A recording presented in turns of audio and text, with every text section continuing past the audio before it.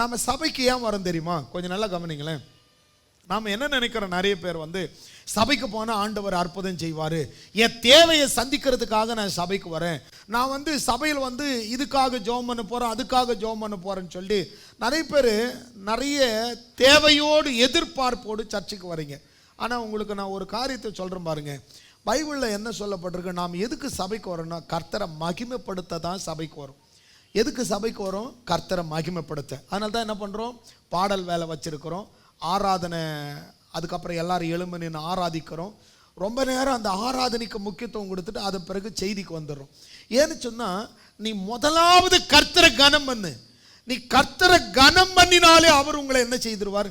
கனம் பண்ணுவார். வசனம் சொல்லுது, முதலாவது தேவனுடைய ராஜ்யத்தை தேடுங்க, பிறகு எல்லாம் உங்களுக்கு கூட கொடுக்கப்படும். உங்களுக்கு என்னெல்லாம் தேவை இருக்கோ அதை பெற்றுக்கொள்ள வழி கர்த்தரை கனம் பண்ணுங்க. ஒரு சில இடங்களில் ஒரு சில மனுஷர்களுடைய வாழ்க்கையில் நல்லா படித்து பார்த்தீங்கன்னா, ஆபத்தே வராமல் அவர் காக்கிறவர் அல்ல, ஆபத்தில் இருந்து அவர்களை ஆண்டவர் காக்கிறவர். இது புரியுதா பாருங்க. யோசேப்பை அவன் சகோதரர்களை தூக்கி குழியில் போடும்போது ஆண்டவரே ஆண்டவரே ஆண்டவரேன்னு அவன் கத்திட்டு இல்லை. ஆனால் ஆண்டவர் அவனை குழியில் போட விடாதபடி ஆண்டவர் அவனை காப்பாற்றவும் இல்லை. நல்லா கவனித்து பாருங்கள். அவனை தூக்கி போட்டாங்க, அவனை கொண்டு போய் எகிப்தில் அடிமையாக விற்று போட்டாங்க, சிறையிலையும் தள்ளினாங்க, எல்லாமே நடந்தது உண்மை. ஆண்டவர் அந்த ஆபத்திலிருந்து யாரெல்லாம் அவனுக்கு தீமை செய்தார்களோ அவர்கள் எல்லாரும் மோசிக்கப்படும்படி அவனை கர்த்தர் உயர்த்தினார். சிங்கத்தோடைய கெபியில் தூக்கி போட போகிறாங்க. சிங்கத்தோடைய கெபியில் தூக்கி போடுறதுக்கு முன்னாடி கட்டளை பிறப்பிச்ச உடனே இப்போ மாறுன்னு சொல்லிட்டு தானியேல் மாறுன்னு சொல்லிட்டே இல்லை. ஆனால் கவனிச்சு பாருங்க, தூக்கி சிங்க கபிலையும் போட்டுட்டாங்க. அந்த உபத்திரவத்தின் நடுவில் இருந்து அவனை கர்த்தர் காப்பாற்றினார். ராஜா கேட்குறான், தானியேலே, நீ இடைவிடாமல் ஆராதிக்கிற உன் தேவனாகிய கர்த்தர் உன்னை தப்புவிக்க வல்லவரா இருந்தாரா அப்படின்னு சொல்லிட்டு, தானியேலே நீ நல்லா இருக்கிறியா அப்படின்னு கேட்டா, தானியேல் உள்ள இருந்து, ராஜா நான் நல்லா இருக்கேன், நீ நல்லா இருக்கியா அப்படின்னு கேட்கக்கூடிய அளவுக்கு தான். பைபிளில் அந்த இடத்துல பாருங்க, தீயில தூக்கி போட போறாங்க, தீ எரியுது, இந்த தீ எங்களுக்கு விரோதமாக எரியாது, இப்பொழுது அணைந்து போகும் அப்படியெல்லாம் அவங்க சொல்லவே கிடையாது. பிரச்சனை எதுவும் நமக்கு பின்னாடி நமக்கு முன்னாடி புகஞ்சிக்கிட்டு இருக்கா, பேசிக்கிட்டு இருக்காங்களா, தூசிச்சுட்டு இருக்கிறாங்களா, அல்லது ஏதாவது உபத்திரத்தின் வழியா போற மாதிரி தெரியுதா, நீ கர்த்தரை கனம் பண்ணி கொண்டே இருங்க. ஷாத்ராக், மேஷாக், ஆபேத் நேக் என்று சொல்லப்படுகிற அனனியா, மிசாவேல், அசரியா, இந்த 3 பேர் என்ன செய்தாங்க, நாங்கள் அதை குறித்து எதையும் யோசிக்க போறதில்லை, நீங்களும் அதை குறித்து எங்ககிட்ட பேச வேண்டாம், நாங்கள் ஆராதிக்கிற கர்த்தர்களை விடுவிக்க வல்லவராய் இருக்கிறார், அவர் விடுவித்தாலும் விடுவிக்காமற் போனாலும் இந்த சிலையை நாங்கள் என்ன செய்ய மாட்டோம், வணங்க மாட்டோம். அந்த உறுதி உங்களுக்கு இருக்கட்டும். அவங்களுடைய வார்த்தை எங்கள் ஆண்டவர் தப்புவிக்க வல்லவர்னு அதிலே நின்னாங்க. எங்கள் ஆண்டவர் தப்புவிக்க வல்லவர். நடந்தது என்ன எல்லாருக்கும் தெரியும். அனலை தீ அதிகமாக மூட்டினாங்க, ராஜாவுக்கு கோபம் தீயை அதிகமாக மூட்டினாங்க, தூக்கிட்டு போய் தீயிலும் போட்டாங்க. தூக்கிட்டு போனவங்க கருகி செத்தாங்களே ஒழிய இவங்க சாகலை. அப்படி தூக்கி போட்டதுக்கு அப்புறம் தான் 3 பேர் இருந்த இடத்துல 4 பேரா உலாவினதை பைபிளில் படிக்கிறோம். ஆண்டவர் உபத்திரவத்தில் இருந்து அந்த உபத்திரவத்தினாலே அடுத்தவர்கள் ஆண்டவரை அறியும்படி, அல்லது ஏதோ ஒரு காரியம் நீங்கள் அநேகருக்கு ஆசீர்வாதம், அந்த தேசமே ஆண்டவரை தொழுது கொள்வதற்கு இவர்களை ஒரு கருவியாக வைத்திருந்தார். நான் உங்களுக்கு சொல்கிறேன் பாருங்க, நீங்கள் படுற பாடுகள், ஒருவேளை நீங்கள் பாடுபட்டாலும் நான் பாடுபட்டாலும் எனக்கு நான் கற்றுக்கொண்டதை உங்களுக்கு சொல்கிறேன் பாருங்க. நான் போகிற பாதையில் இருக்கிற உபத்திரம், பாடு, நிந்தை, அவமானம், தூஷணங்கள், இதெல்லாம் கவனிக்கும் போது நான் ஏன் இப்படி நடக்குது அப்படின்னு யோசிக்கும் பொழுது, இதிலிருந்து எல்லாருக்கும் நான் ஆசீர்வாதமாக கர்த்தர் என்ன உயர்த்துவார். கவனிச்சு பாருங்க, தீயில தூக்கி போட கட்டளை கொடுத்தவனுக்கும் முறுமுறுத்தவர்களுக்கும் இந்த ஜனங்க ஆசீர்வாதமாக மாறினாங்க. பைபிளை எடுத்து படித்து பார்த்தா, இன்னும் கூட புதிய ஏற்பாட்டில் எடுத்து பார்த்தா கூட, பேதுருவையும் யோவானையும் சிறைப்பிடிக்கும் பொழுது, பேதுருவையும் யோவானையும் சிறைப்பிடிக்கிறாங்க, பவுலையும் ஷீலாவையும் சிறைப்பிடிக்கிறாங்க. இப்படியெல்லாம் பரிசுத்தவான்களை சிறைப்பிடிக்கும் பொழுது, ஐயோ பிடிச்சிட்டானேன்னெல்லாம் அவங்க கத்த கிடையாது. கர்த்தரை மாத்திரம் மகிமைப்படுத்திட்டு இருந்தாங்க. கொண்டு போனாங்க, அடித்தாங்க, தொழு மரத்தில் மாட்டினாங்க, அவர்களை அடித்து உபத்திரப்படுத்தினாங்க, துன்பப்படுத்தினாங்க. ஆனாலும் அவர்கள் நடுவில் கர்த்தர் அவர்களுக்கு தோன்றி அந்த சிறையிலிருந்து வெளியே கொண்டு வந்தார். இவர்கள் கர்த்தரை மகிமைப்படுத்தினார்கள். எனக்கு நான் உங்களுக்கு அதான் சொல்கிறேன், ஒருவேளை சிறை, ஏதாவது பலவீனம், ஏதாவது பாடுகள் இருந்தால் கவலைப்படாதீங்க. உங்களை நிந்தித்தவர்களுக்கு நீங்கள் ஆசீர்வாதமாக இருப்பீங்க. உங்களை தூஷித்தவர்களுக்கு நீங்கள் ஆசீர்வாதமாக இருப்பீங்க. குழியில் போட்டவனுக்கு சாப்பாடு யோசேப்பு மூலமாக தான் அவனுக்கு வந்தது. அவன் தலைமுறை போஷிக்கப்படுவதற்கு எவனை தூக்கி உள்ள போட்டாங்களோ அவன் தான் ஆதாரமாக இருந்தான். இன்னைக்கு நானும் உங்களுக்கு அதான் சொல்கிறேன், உங்களை யார் நிந்தித்தாங்களோ அவங்களுடைய வாழ்வாதாரத்துக்கு உங்களை ஒரு ஆதாரமாக கர்த்தர் வைப்பார். உங்களை ஒரு உயர்வாக கர்த்தர் வைப்பார். அல்லேலூயா, கர்த்தருக்கு ஸ்தோத்திரம். நம்ம வேத பகுதிக்குள்ளே கடந்து போகலாம். தேவனாகிய கர்த்தர் உங்களை அதிகமாய் ஆசீர்வதிப்பாராக. ரோமருடைய புத்தகம் நாம் 8வது அதிகாரத்தில் 17வது வசனத்தை நாம் படிச்சுட்டு இருக்கிறோம். இந்த புத்திரர் அப்படின்னு சொல்லும் பொழுது சுதந்திரவாளின்னு சொல்லலாம். சுதந்திரவாளியில் பிள்ளைகளானால் சுதந்திரராமே. அப்போ அந்த சுதந்திரர்னு சொன்னால் இன்னும் உங்களுக்கு நல்லா புரியணும்னு சொன்னால் வாரிசு. வாரிசுனா நல்லா புரியுது இல்லையா? இந்த வாரிசு என்பது இதனுடைய அர்த்தம். அப்போ இந்த வாரிசுங்கிறதுக்கு என்னெல்லாம் சொல்லப்பட்டிருக்கு? ரோமருடைய புத்தகம் 8வது அதிகாரத்துக்கு போனீங்கன்னா 14ஆம் வசனம் என்ன சொல்லுது, 15ஆம் வசனம் என்ன சொல்லுதுன்னா, 14 என்ன சொல்லுதுன்னா, யாரெல்லாம் தேவனுடைய ஆவியில நடத்தப்படுகிறார்களோ, யாருக்கெல்லாம் இன்னைக்கு சர்ச்சுக்கு போகணும், இன்னைக்கு ஏதாவது பலவீனம் இருந்தா கூட நான் பலவீனம் சொல்லிட்டு வீட்டில் இருக்காம நான் சபைக்கு போகணும்னு யாரெல்லாம் வந்தீர்களோ உங்களை பார்த்து சொல்றேன், நீங்கள் பிள்ளைகள். அப்போ நம்மை நடத்தினது இந்த ஆவி. அதான் பைபிளை படிக்கிறோம். மேலும் எவர்கள் தேவனுடைய ஆவியினால் நடத்தப்படுகிறார்களோ அவர்கள் தேவனுடைய புத்திரராய் இருக்கிறார்கள். நீ தேவனுடைய பிள்ளைதான் என்பதற்கு எது அடையாளம்னு சொன்னா, உன்னை ஆவியில ஒரு ஏவுதல் வந்தது பாருங்க. நாம சர்ச்சுக்கு போனோம், நேரமே ரெடி ஆகணும், நாம எந்த சாக்கு சொல்லக்கூடாது, நாம சர்ச்சுக்கு போயிட்டு அவரை ஆராதிக்கணும்னு சொல்லி எத்தனை பேர் கிளம்பி வந்தீங்களோ உங்களை எல்லாரையும் பார்த்து சொல்றேன், நீங்கள் தேவனுக்கு பிள்ளைகள். ஒன்று, நீங்கள் எவர்கள் தேவனுடைய ஆவியில நடத்தப்படுகிறார்கள். ரெண்டாவது நாம திரும்பவும் பயப்படாம அப்பா பிதாவென்று அழைக்கக்கூடிய புத்திர சுவிகாரம். ஜபத்தில் ஏசப்பா அப்படின்னெல்லாம் யாருக்கெல்லாம் அவர் அப்பான்னு கூப்பிடுற அந்த தைரியம் வருகிறதோ அவர்களெல்லாம் அழைக்கப்பட்டவர்கள். அதை தான் 15ஆம் வசனம் சொல்லுது. அந்தபடி திரும்பவும் பயப்படுகிறதற்கு நீங்கள் அடிமைத்தனத்தின் ஆவியை பெறாமல் அப்பா பிதாவென்று கூப்பிட பண்ணுகிற புத்திர சுவிகாரத்தின் ஆவி. இந்த ஆவி யாருக்குள்ளெல்லாம் இருக்கோ, யாரெல்லாம் ஒருவேளை பாடுபட்டாலும் கஷ்டப்பட்டாலும் ஏசப்பா என்னை காப்பாத்துங்க அந்த உணர்வு யாருக்கெல்லாம் இருக்கோ அவர்கள் தேவனுடைய புத்திரர். மூணாவதா சொல்லப்படுகிறது, நாம மட்டும் ஆண்டவரை அப்பா அப்பான்னு கூப்பிட்டுட்டு இல்லை, பரலோகத்திலிருந்து பரிசுத்த ஆவியானவரை என் மகனே என் மகனே என் பிள்ளையேன்னு அவரும் கூப்பிடுறார் என்பதை 16வது வசனம் சொல்லுது. நாம் தேவனுடைய பிள்ளைகளாக இருக்கிறோம் என்று ஆவியானவர் தாமே நம்முடைய ஆவியுடனே கூட சாட்சி கொடுக்கிறாராம். சாட்சி, நீ பிள்ளை நீ பிள்ளை நீ பிள்ளைன்னு சொல்லி சாட்சி கொடுக்கிறாராம். அப்போ இந்த வசனங்கள் சொல்லுது இல்லையா, அதாவது தேவ ஆவியில் நடத்தப்படுவது, பயத்தின் ஆவியை பெறாமல் அப்பா பிதாவென்று என்று அழைக்கக்கூடிய புத்திர சுவிகாரம் பெற்றுக்கொண்டது, ஆவியானவர் உங்களுக்கு தூண்டி என் மகனே என் மகனே நீ பயப்படாத நான் உன்னோடு கூட இருக்கிறேன்னு சொல்லி அந்த ஆவியானவர் மகனே மகனே என்று சொல்லி கொடுக்கக்கூடிய அந்த உணர்வு, இது எல்லாம் சேர்ந்து ஒரு மனிதனுக்குள்ள இருக்கும் பொழுது இப்போ அந்த மனுஷனுக்கு சொல்றாரு பாருங்க, நாம் பிள்ளைகளானால் சுதந்திரருமாமே, தேவனுடைய சுதந்திரரும் கிறிஸ்துவுக்கு உடன் சுதந்திரருமாமே, கிறிஸ்துவுடனே கூட நாம் மகிமைப்படும்படி அவரோடு கூட பாடுபட்டால், அப்போ கிறிஸ்துவுடனே கூட மகிமைப்படும்படி, கிறிஸ்துவுடனே கூட மகிமைப்படுவது. இந்த உலகத்தில் பாருங்க, கிறிஸ்துவை பற்றின ஒரு உணர்வு. இப்போ கவனிங்களேன், உங்களுக்கு நல்லா புரிகிற மாதிரி சொல்லணும் அப்படின்னா, ஒரு வீட்டுக்குள்ளே நீங்கள் இருக்கிறன்னு வச்சுங்க, உங்கள் வீடு நீங்கள் கட்டி இருக்கிறீங்க, உங்கள் வீடு உங்களுக்கு ஒரு சொந்தமாக ஒரு இடம் வாங்கி வீடு கட்டிட்டீங்கன்னு வச்சுங்க, அந்த வீட்டை பார்த்தோன்னே உங்களுக்கு என்ன தோணும், இந்த வீட்டுக்கு நான் ஓனரு, இந்த வீட்டுக்கு நான் யாரு ஓனருன்னு தோணும். நல்லா கவனிங்க, ஒரு சிலதை மட்டும் கவனிச்சுட்டே வாங்க. இப்போ உதாரணத்துக்கு உங்கள் அப்பா அம்மா வீடு இருக்கு இல்லையா, உங்கள் அப்பா அம்மாவுடைய வீட்டை பார்த்தா உங்களுக்கு என்ன தோணும், இந்த வீட்டுக்கு நான் ஓனரு. நீ எப்படி இந்த வீட்டுக்கு நீ ஓனர் ஆன அப்படின்னா, இந்த வீட்டுக்காக உங்கள் அப்பாவோ அல்லது உங்கள் தாத்தாவோ ஒரு விளக்கரையை செலுத்தி இருக்கிறாங்க. அவங்க விளக்கரையை செலுத்தி பணத்தை கொடுத்து இடத்த வாங்கி இருக்கிறாங்க, பணத்தை கொடுத்து கட்டிடத்தை கட்டி இருக்கிறாங்க.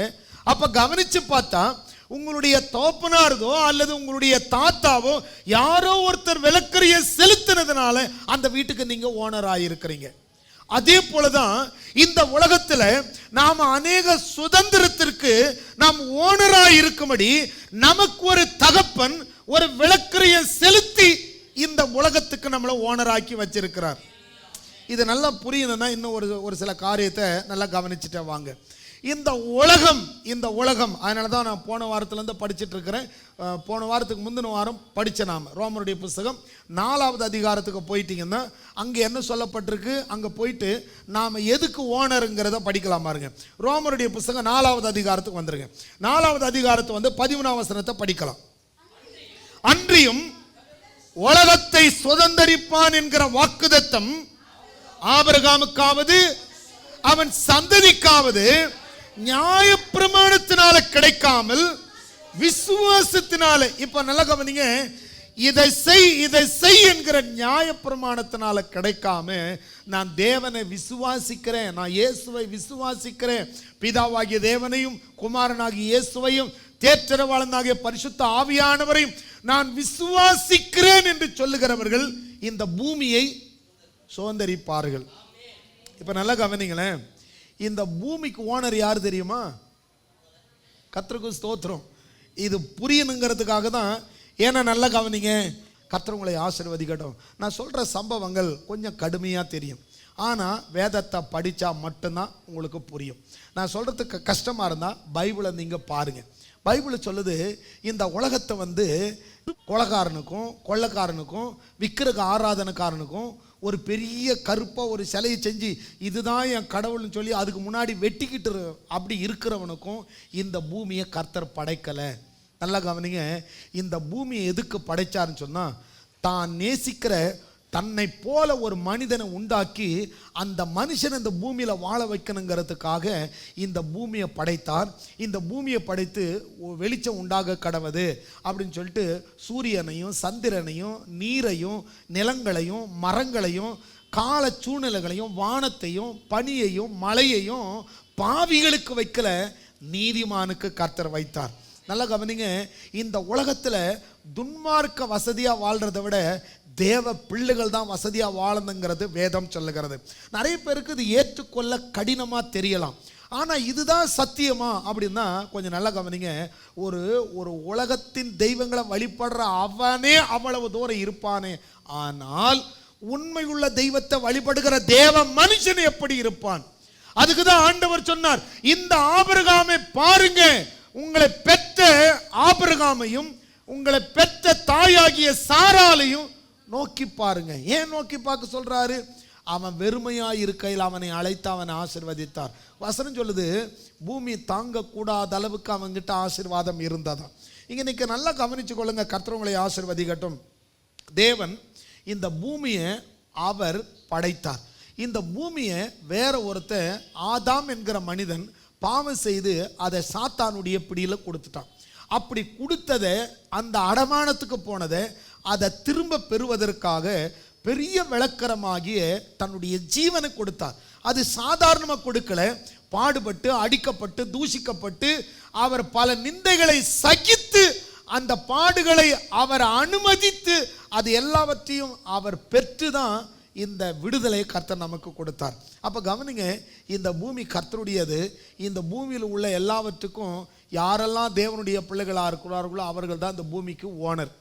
எப்படி ஓனர்னு சொன்னால், அவர் தான் இதை என்ன செய்தார், அதை திருப்பி அவனுக்கு கொடுத்தார்.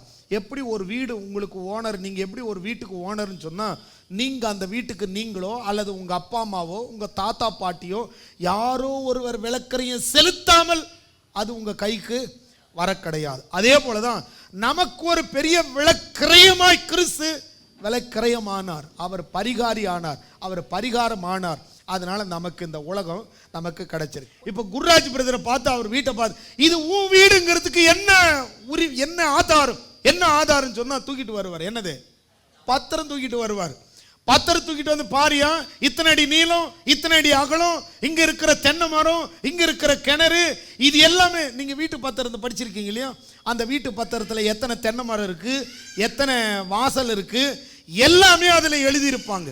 அப்போ இதுதான் என்னுடைய வீடு என்பதற்கு இந்த பத்திரத்தை பாரு, இந்த பத்திரத்துல எத்தனை அடி நீளம், எத்தனை அடி அகலம், எத்தனை ரூம் இருக்கு, என்னென்ன இருக்கு, இங்க இருக்கிற கிணறு, இங்க இருக்கிற மரம், இது எல்லாம் என்னுடையது என்று இங்கு எழுதி இருக்கு பாருன்னு சொல்லபடி அந்த உயில் பத்திரத்தை போலதான் இந்த பூமியில எதையெல்லாம் நீ உரிமை கொண்டாடுங்கிறதுக்காக உனக்கு என்னென்ன சொத்து இருக்கு, அந்த சொத்தை நீ எப்படி உரிமை கொண்டாடணும், அதனுடைய உயில் பத்திரம் தான் இந்த புத்தகம். அதனாலதான் இந்த வேத புஸ்தகத்தை எடுக்கும் பொழுதெல்லாம், இந்த வேத புஸ்தகத்தை நல்ல கவனிங்க, இந்த வேத புஸ்தகத்தை எடுத்து வாசிக்கும் பொழுதெல்லாம் என்னுடைய சொத்து எங்கெங்க இருக்கு, என் சொத்து என்னென்ன இருக்கு அப்படிங்கிறத படிச்சு படிச்சு உங்க சொத்தை எடுத்துக்கொள்ளுங்க. ஏன்னா இந்த உலகத்துல நிறைய ஆசீர்வாதங்களுக்கு நீங்க ஓனரா இருக்கிறீங்க. கர்த்தருக்கு ஸ்தோத்திரம். உங்க டூ வீலரை ஒருத்தனை தூக்கிட்டு போயிட்டான்னு வச்சுக்க, ஏன் வண்டி இது, எப்படி நீ எடுக்கலாம், உன் வண்டிங்கிறதுக்கு என்ன அடையாளம், இந்த ஆர்சி புக்கு. அந்த ஆர்சி புக்கில் என்ன கொடுத்துருக்கும், இது எத்தனை சிசி, என்ன கலரு, நீங்கள் பார்த்துருக்கீங்களே ஆர்சி புக்கு. நீங்கள் போயிட்டு வீட்டில் போயிட்டு கூட பாருங்கள், உங்கள் வண்டியை திருப்பி பார்த்தீங்கன்னா இது 4 சக்கர 4 வீலரா 2 வீலரா, என்ன சிசி என்ன மாடல்னு கூட சொல்லியிருக்கோம். இது டீசலா பெட்ரோலா, பைக் எடுத்துக்கிட்டிங்கன்னா அது எத்தனை சிசி என்ன வண்டிங்கிற பேரெல்லாம் எழுதியிருக்கும். அதே போல தான் இந்த வேதம் கூட இந்த உலகத்தில் உன்னுடைய உரிமையை, உன்னுடைய உரிமை நல்ல கவனிங்க, சுகம் உங்களுடைய உரிமை, பொருளாதார ஆசீர்வாதம் உங்களுடைய உரிமை, வெள்ளியும் பொன்னும் உங்களுடையது. நான் சொல்லல, பைபிளில் சொல்லப்பட்டிருக்கு. ஆண்டவர் சொன்னார், தகப்பன் சொல்லுகிறார், பூமி அதன் நிறைவும் கர்த்தருடையது, வெள்ளியும் பொன்னும் கர்த்தருடையது. அந்த வெள்ளியும் பொண்ணு கர்த்தருடையதுன்னு சொன்னா யார் கர்த்தருடையவர்களோ அவர்களுடையது அந்த வெள்ளியும் பொன்னும். அல்லேலூயா. இன்னும் நல்லா கவனித்துக் கொள்ளுங்க. அதை நீங்க நல்லா வாசிக்கணும்னு சொன்னா லூக்காவுடைய புஸ்தகத்தை நாம திருப்பி கொள்ளலாம். லூக்காவுடைய புஸ்தகம் 13வது அதிகாரத்தை திருப்பி கொள்ள. நாம் இதை ஏற்கனவே வாசிச்சுட்டு பேசிச்சிட்டோம், வாசித்து அதை குறித்து பேசியாச்சு. ஆனாலும் இந்த இடத்துல ஒரு சம்பவத்தை சுட்டி காட்டுறதுக்காக லூக்காவுடைய புஸ்தகம் 13வது அதிகாரத்தை திருப்பி கொள்ளலாம். இந்த லூக்கா 13வது அதிகாரத்துக்கு வரும் பொழுது ஒரு கூனியான ஒரு ஸ்திரியை பார்க்கிறோம். அவ 18 வருஷமா சர்ச்சுக்கு வந்துட்டு இருக்கிறா. எத்தனை வருஷம்? பைபிளை நீங்க கவனிச்சு பார்த்தீங்கன்னா லூக்காவுடைய புஸ்தகம் 13வது அதிகாரம் 10ஆம் வசனம். ஒரு ஓய்வு நாளில் அவர் ஜெப ஆலயத்தில் போதகம் பண்ணி கொண்டிருந்தார். அப்பொழுது 18 வருஷமாய் பலவீனப்படுத்தும் ஆவியை கொண்ட ஒரு ஸ்திரீ. அப்போ 18 வருஷமா அந்த ஸ்திரீ எங்க போயிட்டு இருக்கிறா? சர்ச்சுக்கு போயிட்டு இருக்கிறா. கவனிங்க, 18 வருஷமாய் சபைக்குள்ள வந்த அந்த ஸ்திரீக்கு அவளுடைய உரிமையை பற்றி ஆண்டவர் சொல்லி கொடுக்கிறார். இவள் ஆபிரகாமுடைய குமாரத்தி. இந்த நாளில் இவளை என்ன செய்யணும்? விடுதலையாக்கணும். ஆலயத்தில் இருக்கிற இந்த மனுஷி குனிஞ்சு இருக்கிறவல்ல, நிமிர்ந்து நடக்கக்கூடியவள். எனக்கு அதான் சொல்றேன், இந்த ஆலயத்தில் இருக்கிற உங்களை என்னையும் நீங்களும் நானும் கடன்ல குனிய வேண்டியவர்கள் அல்ல. நாம் இந்த உலகத்தில் வறுமையில குனிய வேண்டியவர்கள் அல்ல. இயேசுவின் நாமத்தில் நிமிர்ந்து நிற்கக்கூடியவர்கள், அவரை நிமிர்ந்து பார்க்கக்கூடியவர்கள். ஆனா உலகத்தில் ஒரு சிலர் சொல்லுவாங்க, இந்த தங்கத்தை போடக்கூடாது. எனக்கு நிறைய டவுட் இதில். ஒருவேளை உங்களுக்கு டவுட்டாக இருந்தால் நீங்களும் என்ன பண்ணுங்க, நிறைய வசனத்தை தேடு. சிலது சொன்னால் கஷ்டமாக இருக்கு. நான் திருப்பி சொல்கிறேன், நான் சொன்னால் கஷ்டமாக இருக்கும். நான் சொல்கிறேன், நீங்கள் ஏற்றுக்க வேண்டாம். உங்களுடைய சுதந்திரம் எதுன்றத பைபிளை பார்த்து புரிஞ்சுக்குங்க. பைபிளை சொல்லுது, எல்லாமே வச்சுக்கிட்டு, நான் ஏற்கனவே இந்த கதையை சொல்லியிருக்கேன், உங்களுக்கும் தெரியும். ஒரு நாள் ஒரு வெளிநாட்டில் ஒரு பிச்சைக்காரன் என்ன பண்ணார், செத்து போயிட்டாராம். பிச்சை எடுத்து ஒரு நாள் ஒருத்தர் செத்து கிடந்தார். செத்து கிடந்த பிச்சைக்காரனை பார்த்துட்டு கார்பரேஷனுக்கு ஃபோன் பண்ணாங்க. கார்பரேஷன் வந்து அந்த பிச்சைக்காரனை தூக்கிட்டு போக வந்தாங்க. இந்த பிச்சைக்காரன் எதனால் இறந்து போனார் அப்படின்னு சொல்லிட்டு போஸ்ட்மார்ட்டம் ரிப்போர்ட் வருது. என்ன ரிப்போர்ட்டுன்னா, கெட்டுப்போன உணவை சாப்பிட்டதுனால அவர் என்ன பண்ணியிருக்கிறாரு, அந்த பூசணம் பிடிச்சி போன கெட்டு போன பிரெட்டை இவர் சாப்பிட்டதுனால அது ஃபுட் பாய்சன் ஆகி இவர் இறந்துட்டார்னு போஸ்ட்மார்ட்டம் ரிப்போர்ட். அப்புறம் என்ன பண்ணாங்க, இப்படி செத்து போனதுக்கப்புறம் அவர் வச்சிருந்தார்ல மூட்டையாக, அந்த மூட்டையாக கடந்ததெல்லாம் பிரித்து பார்த்தா உள்ள வெறும் டாலருங்க, பணக்கட்டு. உள்ள பிரித்து பார்த்தா பணமாக கிடக்குது. அதாவது கிட்டத்தட்ட அன்னைக்கு சொல்கிறாங்க, அதாவது அந்த ஆளுடைய கையில் இருந்த பணம் அன்னைக்கு பணத்துக்கு இன்னைக்கு நம்முடைய கணக்குக்கு போட்டோம்னா கிட்டத்தட்ட அவன் கையில் இருந்தது 2 கோடி ரூபாய்க்கு பணம் இருந்திருக்கு. யோசிச்சு பாருங்க, அவ்வளவு பணம் அவன் கையில் இருந்தும் நல்ல சாப்பாட்டை வாங்கி சாப்பிடாம பிச்சை எடுத்தே ஃபுட் பாய்சன் ஆனதை சாப்பிட்டு செத்து போனான். இன்னைக்கு நம்ம கையில் கூட அது மாதிரி அநேக ஆசீர்வாதங்கள் வாக்குத்தத்தங்கள் நம்முடைய கையில் இருந்தும் சத்தியத்தை அறியாததினாலே என் ஜனங்கள் சங்காரமாகிறார்கள் என்று சொல்லி வசனம் சொல்லுகிறது. இந்த சத்தியத்தை பிடிச்சு ஆண்டவரே நீயோ கடன் வாங்காதிருப்பாய், கடன் கொடுப்பாய் என்று சத்தியம் சொல்லுகிறது. நான் கடன் வாங்காம கடன் கொடுக்கத்தக்கதாக என் கையை ஆசீர்வாதிங்க ஆண்டவர்னு சொல்லி உன் கையை பரத்துக்கு நேரம் உயர்த்தாமல் இருக்கிறது தான் நாம செய்யற தவறுங்க. நல்லா கவனிங்க. ஒவ்வொரு மனுஷனும் ஒரு வேலைக்கு போறீங்களா, ஒரு லேத்து ஓட்ட போனா கூட சரி, நீங்க கம்பெனிக்கு வேலைக்கு போறீங்களா, இன்னைக்கு வேலைக்கு போற இடத்துல நல்லா பழகுங்க, நல்லா பழகுங்க, அந்த வேலையை நல்லா பழகுங்க. ஏன் தெரியுமா? நீ வேலையில் பெரிய எக்ஸ்போர்ட் ஆகணுங்கிறதுக்கு இல்லை, இந்த வேலையை நீ எடுத்து செய்யணுங்கிறதுக்காக. இன்னைக்கு நீ வேலைக்காரனா போற, வாக்குத்தத்தம் என்ன? ஆண்டவர் உனக்கு வேலைக்காரிகளை கர்த்தர் உனக்கு கொடுப்பார். தன் வேலையில் ஜாக்கிரதை உள்ளவனே ராஜாக்களுக்கு முன்னாடி கர்த்தர் உயர்த்துவார். எப்போ? ஒரு வேலைக்கு போனீங்களா, இந்த வேலை எப்படி, இது எங்கே ஆர்டர் வருது, இது என்ன பண்ணுறாங்க, எவ்வளவு ப்ரொடக்ஷனு வெளியில் போகுது, எங்கேருந்து ஆர்டர் வருது, இதை நல்லா படிங்க. இதை நல்லா படிச்சுட்டு அந்த கம்பெனிக்கு துரோகம்னு சொல்லலை, நீங்கள் நல்லா படிங்க, உங்களை தேடி ஒரு ஆர்டர் வரும். ஏன்னு சொன்னால் ஆண்டவர் உயர்த்துகிறவர், எளியவனை குப்பையிலிருந்தும் புழுதியிலிருந்து எடுத்து உயர்த்துகிறவர் கர்த்தர். ஒரு நாள் வரும், ஒரு சின்ன வீடு கட்டி கொடுங்கம்பாங்க, ஒரு இன்ஜினியருக்கு ஒரு வேலை வரும், ஒரு லேத்து ஓட்டுறவருக்கு ஒரு ஆர்டர் வரும். நீங்க செய்யற ஒவ்வொரு வேலையில நிச்சயம் வரும். அது வரணும்னு சொன்னா முழு மனதோடு கூடிய நம்பிக்கை உங்களுக்குள்ள வரணும். முதல்ல விசுவாசம் வரணும். அந்த விசுவாசம் வந்தா அந்த விசுவாசத்தினால வாழ்க்கை வரும். அதனால தான் எபிரேயருடைய புத்தகம் 11வது அதிகாரம் முதல் வசனம் சொல்லுது. எபிரேயர் 11வது அதிகாரம் முதல் வசனத்தை படிங்க. விசுவாசமானது நம்பப்படுகிறவைகளின் உறுதியும் காணப்பட பார்க்கல ஆனா அதனுடைய உறுதி. நிச்சயம் நான் பெரிய முதலாளியா வருவேன், நிச்சயம் நான் உயர்ந்த அடைக்கலத்தில் வருவேன், நிச்சயம் என் கம்பெனி ஆசீர்வதிக்கப்படும், நிச்சயம் இந்த தொழில் பெரிய அளவில் மாறும், என் ஆண்டவர் உயர்த்துகிறவர். இன்னைக்கு உலகமே திரும்பி பார்க்கும்படி யாருக்கு தெரியுங்க? கர்த்தருக்கு ஸ்தோத்திரம். உங்களை உயர்த்துவதற்கு ஒரு நிமிஷத்தில் தேவனால முடியும். தேவனுடைய பாதத்தில் வேதம் சொல்லுது அவரிடத்துல பச்சை பாதம் கிடையாது. நாம லூக்காவுடைய புத்தகம் 13வது அதிகாரத்தில் வரும்பொழுது 16வது வசனத்தில் சொல்லுது, இதோ சாத்தான் 18 வருஷமாய் கட்டியிருந்த ஆபிரகாமின் குமாரத்தியாகிய இவளை ஓய்வு நாளில், நல்ல கவனிங்க, ஓய்வு நாளில் ஆலய ஆராதனை வேளையில் நான் உங்களுக்கு சொல்றது அதுதான். ஏன் சபைக்கு வந்து பிரசங்கத்தை கேட்கறேன்னா, இந்த நாளில் உங்கள் கட்டு அவிழ்க்கப்படணும். இந்த நாளில் கடன் என்கிற கட்டு, வியாதி என்கிற கட்டு, என்ன சூழ்நிலை நீங்க எந்த கட்டில் இருக்கிறீர்களோ அந்த கட்டு அறுக்கப்படுவதற்காக இந்த ஆராதனை கர்த்தர் மனிதனுக்கு நியமித்தார். அதனால கர்த்தருக்கு ஸ்தோத்திரம் பாருங்க. ஆண்டவருடைய வாக்குத்தத்தம் அப்படிதான் சொல்லுகிறது.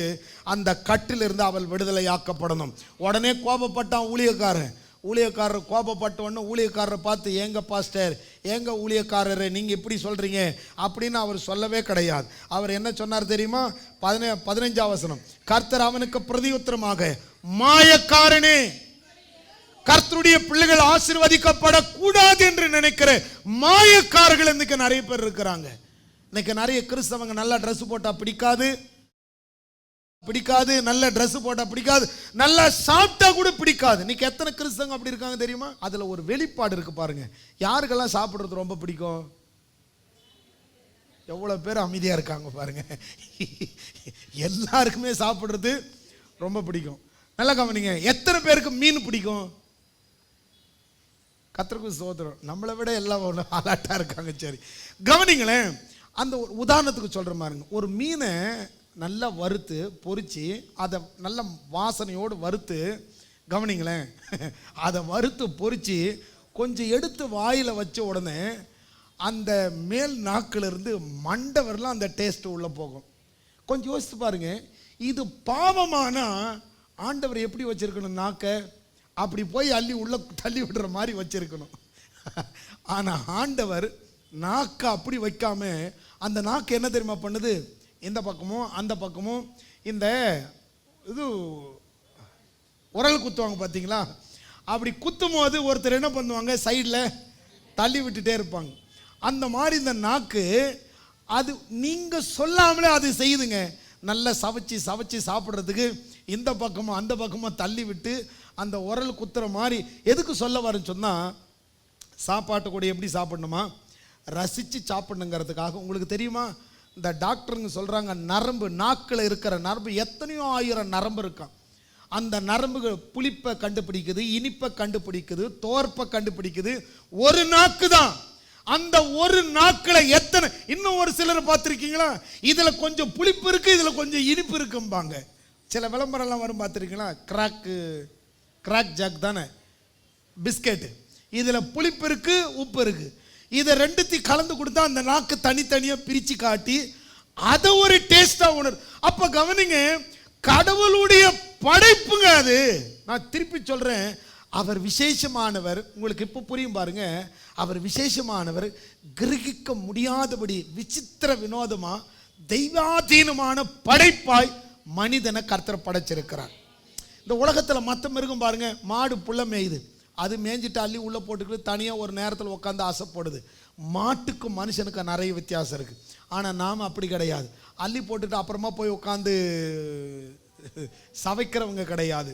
நமக்கு பாருங்க, அதை ரசித்து ரசித்து சாப்பிடும்படி பைபிள் சொல்லப்பட்டிருக்கு. திருப்பி சொல்கிறேன் பாருங்க, எனக்கு நான் சொல்கிறது ஒரு சிலது கஷ்டமாக இருக்கலாம், அதனால தான் திருப்பி திருப்பி நான் சொல்லிட்டே உங்களுக்கு சொல்கிறேன். நீங்கள் நான் சொல்கிறேன் நீங்கள் எடுத்துக்க வேண்டாம், பைபிளில் இருந்தால் மட்டும் அதை நீங்கள் விசுவாசிங்க.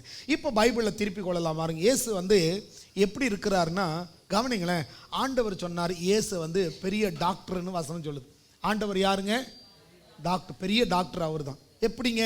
அவர் தான் சொன்னார், நானே உன் பரிகாரியாகிய கர்த்தர். அப்போ நமக்கு ஏற்படுகிற எல்லா பிணிகளுக்கும் பரிகாரி இயேசு கிறிஸ்து. அவர் தான் பெரிய டாக்டர். அவர் சொல்றார், அவர் என்ன சொல்றாரு, இந்த உலகத்தில் தேவ பிள்ளைகள் சுகமாய் வாழணும். எல்லாரும் சொல்லுங்க, சுகம் என்னுடைய பிறப்புரிமை, சுக வாழ்க்கை என்னுடைய சொத்து. நல்லா கவனிங்க, இந்த இடத்துல இருக்கிற எல்லாரும், நீங்க எல்லாரும், நான் உங்களுக்கு சொல்றேன் பாருங்க, இயேசுவின் நாமத்தினால உங்களுக்கு வீசிங் வரக்கூடாது. இயேசுவின் நாமத்தினால் உங்களுக்கு சுகர் வரக்கூடாது, இருந்தால் அது வெளியே போகணும். இயேசுவின் நாமத்தில் பிரஷர் உங்களுக்கு வரக்கூடாது. ஏன்னா உயில் பத்திரத்தில் அதெல்லாம் எழுதி வச்சிருக்கு. இந்த சரீரத்தை குறித்த உயில் என்ன சொல்லுதுன்னா, நீங்க இந்த உலகத்தில் ஆண்டவரே நான் வரட்டா வரட்டா வரட்டா அப்படின்னு கேட்ட ஆண்டவர் சொல்ல, நீ இப்போ வர வேண்டாம், உனக்கு அங்கே ஒரு வேலையும் இல்லை, நீ இங்கே இருந்து. நல்லா கவனிங்க, அங்கே பரலோகம் பரலோகம் பரலோகம்னு சொன்னால், இயேசு கிறிஸ்து பரமேறி போகும் பொழுதே தூதன் வந்து சீஷர்களை பார்த்து, கலிலேயரே நீங்கள் இந்த உலகத்தில் இருந்தால் கெட்டு போயிடுவீங்க. அதுலேயும் பேதுரு, ஐயோ நீ மோசமான ஆள், இப்போவே வந்துரு அப்படின்னு கூப்பிட கிடையாது. ஆண்டவர் சொல்கிறாரு, உயிர் தெழுந்த உடனே நீங்கள் போய் சீஷர்களுக்கு சொல்லுங்கள், விசேஷமாக பேதுருவுக்கு சொல்லுங்க. ஏன்? அவனும் வந்து ரொம்ப நாள் வாழணும். நல்லா கவனிங்களேன், உங்களுக்கு சொல்லப்படுகிற உங்களுக்கும் எனக்கும் எழுதப்பட்ட உயில் என்ன தெரியுமா சொல்லியிருக்கு, நீங்களும் நானும் சீக்கிரம் சாகக்கூடாது. அல்லேலூயா. எல்லாரும் சொல்லுங்க, நீங்களும் நானும் அவ்வளவு சீக்கிரம் சாகக்கூடாது. எல்லாரும் சொல்லுங்க, நான் அவ்வளவு சீக்கிரம் வியாதிப்பட்டெல்லாம் சாக மாட்டேன். வசனம் சொல்லுகிறபடி சொல்லுங்க, வாயை திறந்து சொல்லுங்க, நீங்க சொல்லணுங்கிறதுக்கு தான் சொல்லிட்டு இருக்கேன். வசனம் சொல்லுகிறபடி கதிர் முத்தி களஞ்சியத்தில் சேர்க்கிறது போல நல்ல முதிர் வயதில் அப்பதான் கல்லறையை சேருவோம். அதனால சொல்லுங்க, பிசாசே எனக்கு விரோதமா சந்தோஷப்படாத, நான் பலவீனன் அல்ல, கிறிஸ்துவால பலவான். இப்ப நல்லா கவனிங்க, இந்த வசனங்களை கொஞ்சம் கவனிச்சு பார்த்துட்டீங்கன்னு சொன்னா, சுகம் என்பது நீங்க ரொம்ப நாள் வாழணுங்கிறது தேவனுடைய திட்டம். எனக்கு வசனம் சொல்லுத, நான் ஒரு சில வசனங்களை காட்டுறேன், கவனிச்சுட்டு வாங்க. உபாகம புஸ்தகம் 4வது அதிகாரத்தை திருப்பிங்க. உபாகம புஸ்தகம் 4வது அதிகாரம், அதாவது எல்லாரும் சொல்லுங்க, நான் நீண்ட நாள் உயிர் வாழணும். நல்லா கவனித்துக் கொள்ளுங்க, நீங்க ரொம்ப நாள் வாழணுங்கிறது தேவனுடைய சித்தம். நல்லா கவனிங்க, இந்த உலகத்துல கொள்ள நோய் இருக்கலாம், நிறைய கொள்ள நோய்களும் வியாதிகளும் இந்த உலகத்துல வரலாம். உலகத்துல வரும், உனக்கு வராது. ஏன்னு சொன்னா, இந்த உலகத்தில் இருக்கிறவனிலும் உனக்குள் இருக்கிறவர் பெரியவர். இந்த வியாதியில விடுவதற்காக அல்ல, நீ வியாதியில விழக்கூடாது என்பதற்காக, ஒரு காரியத்தை விசுவாசிக்கிறதற்காக சுகம் என்பதை குறித்து உயில் எழுதியிருக்கு. உனக்கு எதெல்லாம் சொத்து குறித்து பைபிள்ல படிக்கிறோம். இப்ப படிக்கலாம் பாருங்க. உபாகம புஸ்தகம் 4வது அதிகாரம் 40வது வசனத்தை படிங்க. நீயும் உனக்கு பின்வரும் உன் பிள்ளைகளும் நன்றாய் இருக்கும்படிக்கு உன் தேவனாகிய கர்த்தர் உனக்கு என்றைக்கு கொடுக்கிற தேசத்திலே எல்லாரும் சொல்லுங்க, நீ நீடித்த நாளாய். எல்லாரும் அந்த வசனத்தை சொல்லுங்க, நீ நீடித்த நாளாய் இருக்கும்படிக்கும். எல்லாரும் சொல்லுங்க, நான் நீடித்த நாளாய் இருக்கும்படிக்கும். அப்ப வசனம் தாங்க சொல்லுது நீங்க நீண்ட நாள் உயிர் வாழணும்னு சொல்லி வசனம் தான் சொல்லுது. ஒரு சிலர் ஆண்டவரே வரட்டா அப்படின்னா என்ன அவசரம், போய் இங்கிருந்து செய்ய வேண்டியதே செய்ய. உன் பேரன் பேத்தி இன்னும் ரட்சிக்கப்படலை, உன் பேர குழந்தைகள் இன்னும் ஆண்டவர் அறியல, இன்னும் உனக்கு பேரனே வரல, அதுக்குள்ள என்ன அவசரம்? உன் பேர பிள்ளையை எடுத்து அந்த பேரப்பிள்ளைக்கு நீ உங்க குடும்பத்தை பத்தி உன் பேரனை பார்த்து சொல்லணும். உன் அம்மா மாதிரி, உன் பாட்டி மாதிரி, நீ விசுவாசத்துல வளர்ந்தவன், ஐனிக்கையால போல, லேவிசால போல, உங்க பெற்றோர் விசுவாசத்தின் தாயின்னு சொல்லி பேரனை புகழ்றத பாட்டி கேட்கணுமா வேண்டாமா? வசனம் அதான் சொல்லுது. நீங்க நல்லா இன்னைக்கு சொல்லப்படுகிற வசனங்களை கவனிச்சுட்டு வாங்க. பூமியில நீ நீடித்த நாளா இருக்கும்படிக்கு நான் இன்று உனக்கு கற்பிக்கிற அவருடைய கட்டளைகளையும் அவருடைய கற்பனைகளையும் கை கொள்ள கடவாய். வேத வசனத்தை பிடிச்சுக்க, நீ நீண்ட நாள் உயிர் வாழணும். மற்றவனை போல அட்டாக்ல போயிட்டாருங்க, அவர் சுகர் அதிகமாயிடுச்சுங்க, கர்த்தருக்கு ஸ்தோத்திரம். நான் சொல்றேன் பாருங்க, இந்த விசுவாசத்துல நீ வளர வளர சுகரை நீ மேற்கொள்ள முடியும். உன்னை பார்த்தா அது தூரமா விலகி நிற்கும், இவனை மட்டும் பிடிக்க முடியலங்கன்னு அது தூரமா நிற்கும். கர்த்தருக்கு ஸ்தோத்திரம். கவனிங்க, பாடுகளை அனுபவித்தார்கள், ஆனா அந்த பாடுகள்ல கர்த்தர் யாரையும் விடல. தீயில போட்டாங்க, தீயில கருக ஆண்டவர் விடல. சிங்கத்தின் கெபியில போட்டாங்க, சிங்கம் திங்கிறதுக்கு அனுமதி கொடுக்கல. இன்னைக்கு அதான் சொல்றேன், ஒரு சுகர் அவயத்தை தின்னிடாது, ஒரு தீ அவனை எரிக்காதது போல இந்த உலக மனுஷனுடைய வார்த்தையும் பிசாசுடைய செயலும் உங்களை எரிக்காது. நீங்க அவைகளின் மேல உலாவுகிறவர்கள். அல்லேலூயா. கர்த்தருக்கு ஸ்தோத்திரம். வசனம் சொல்லுது நீ நீடித்த நாளா இருக்கணும். சங்கீதம் 23, சங்கீதம் 23 6ஆம் வசனம் படிங்க. சங்கீதம் 23 இந்த 23வது சங்கீதத்தில் 6ஆம் வசனத்தை படிக்கும் போது என்ன பண்ணுவாங்க நிறைய பேர், நான் கர்த்தருடைய வீட்டில நீடித்த நாட்களா நிலைத்திருப்பேன்னு சொல்லுது இல்லையா. இதை வாசிச்சுட்டு கர்த்தருடைய வீடு பரலோகத்துல தான் நீண்ட நாள் இருப்பேன்னு நினைச்சுக்கிறாங்க. நல்லா கவனிங்க, அந்த வசனத்தை மேலையும் கீழையும் படிக்கணும். ஒரே வசனம் தான். அந்த வசனம் மேல என்ன சொல்லுது? என் ஜீவனுள்ள நாளெல்லாம், என் ஜீவனுள்ள. அப்படின்னா என்ன அர்த்தம்? இந்த உலகத்துல தான் சொல்லப்பட்டிருக்கு, இந்த உலகத்துல. ஏன்னா இந்த 23ஆம் சங்கீதத்தை நிறைய பேர் சாவு வீட்டில் வாசிப்பாங்க. இது சாவு சங்கீதம் கிடையாதுங்க, வாழ்வு சங்கீதம். அதனால கவனிங்க, கர்த்தருக்கு ஸ்தோத்திரம். நீடித்த நாட்களாய் பரலோகத்தில் இல்லைங்க, பரலோகத்தில் அங்க மரணமே கிடையாது. ஆண்டவர் வாக்குத்தத்தமா இந்த உலகத்துல கொடுக்கிறார்.